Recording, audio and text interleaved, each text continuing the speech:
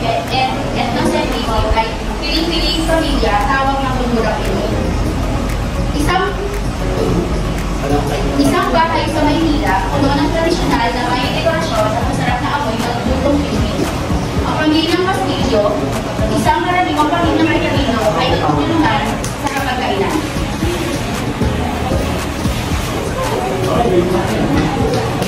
Puno ng pintuan at tawanan ang tanghalian ng pamilya.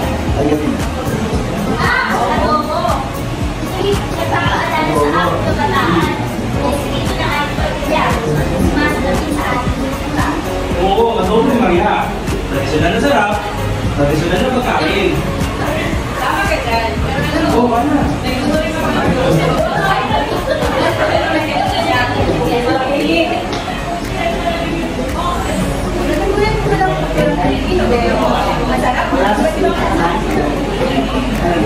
Oo nga. Tignan naman yung lasa. Pero wala nang tatalo sa atin. Dapat natin. Hinaan ang ating lupa. Pero di naman yan. Hindi ba importante yung galang natin ng mga kultura? Pwede rin tayo magsimula sa kanila. Oo naman. Kaya respeto natin ang iba. Pero dapat natin talalahanin ang ating kagalingan. Tama si Lola Maria mo. Kung natin kalimutan kung sino tayo.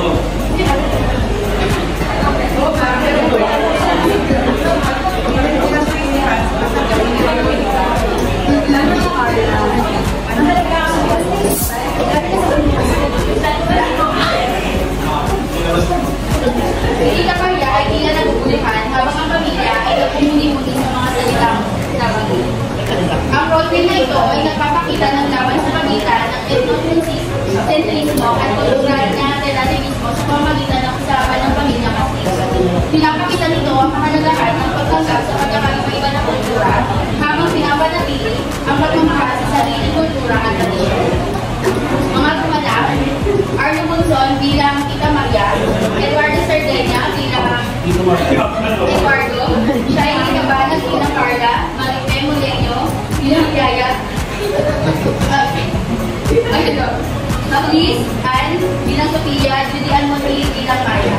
Mga nagdala ng gamit, Ma'am Christy, Ma'am Sanandalan, Ma'am Aguardo, and Ma'am Moleño. Thank you po.